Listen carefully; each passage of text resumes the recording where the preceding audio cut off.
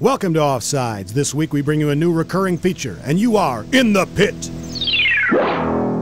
That's PIT, or Puppet Intelligent Talk, where my colleague across the desk and I will debate the greatest sports questions of the day. Topic number 1. Jerry Manuel.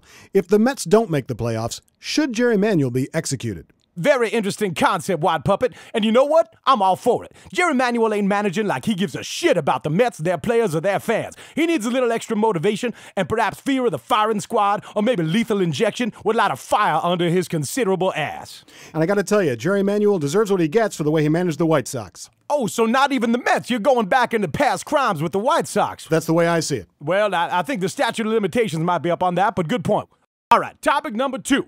Rumors abound this week that Raiders coach Lane Kiffin is going to be on the way out. But what I want to talk about with you, Wide Puppet, is how messed up Al Davis looks. He's a motherfucking crypt keeper. Is there a more sickly-looking man in America? He freaks the shit out of me. Your thoughts on him and old people in general?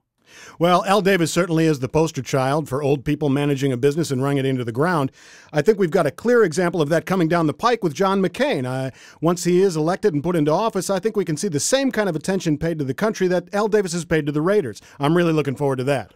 Wide Puppet, you're scaring me for the future of our children and our children's children. The only other old person I want to talk about is Bill Cosby. That man needs to be taken away from any position of authority. I don't care what he has to say, unless it's regarding Jell-O pudding pops.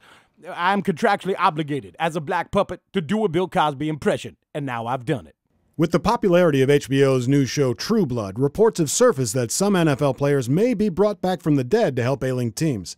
Black Puppet, should the St. Louis Rams be able to use former Redskins safety Sean Taylor to help shore up their secondary? You are full of interesting concepts today. Executing managers, Wide Puppet, you're crazy today. And now dead people playing.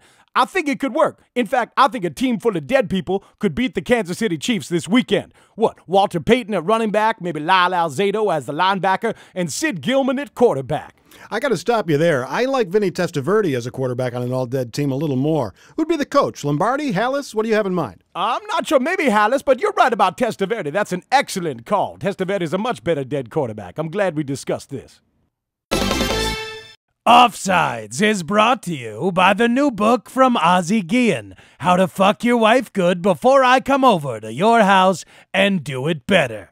If you're fucking your wife and she's not huffing and puffing like Puff the Magic Dragon with a firecracker up her ass, then you're doing something wrong. And I'm going to come over there and teach you a lesson.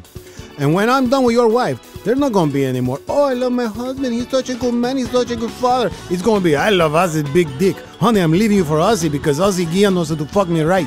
Take it from me, Ozzie Guillen, I got no reason to lie to you. I tell it like it is. If you don't start fucking your wife, I'm going to come over there and fuck her for you.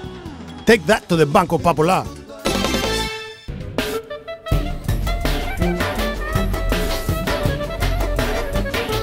Hello, my name is Manny, and I'll be making your NFL point spread picks. First off, let me explain why I know so much about the spread. You see, as an old Jewish man, I live for the spread. We used to go over to Aunt Goldenberg's house every weekend, and oi, did she have a spread. Chopped liver, lox and bagels, potato kugel. That's why you need to listen to me, because I understand the difference between a good spread and a crappy spread. Take the Green Bay Packers getting 1.5 against the Bucks. Now that's a good spread. Green Bay has that Aaron Rodgers fella. He's like a modern-day Sammy Baugh, slinging it all over the place. He's got the nose of a nice Jewish boy. I wonder if he's got a foreskin. I pick the Packers. I like the Washington Redskins getting 12 against the Dallas Cowboys. The Redskins are like a good piece of gefilte fish in broth. It smells bad when you first open the jar, and it doesn't look too appealing on the plate. But once you bite into its fishy goodness, you'd be amazed at how much you enjoy it. Give me the Redskins. And I like the Rams, plus the 8 at home against the Bills. Rams are so useful. Make a shofar out of the horn after they win the game. High holidays are coming up, you know. Blow that horn, Steven Jackson. Blow that horn. I like the Rams.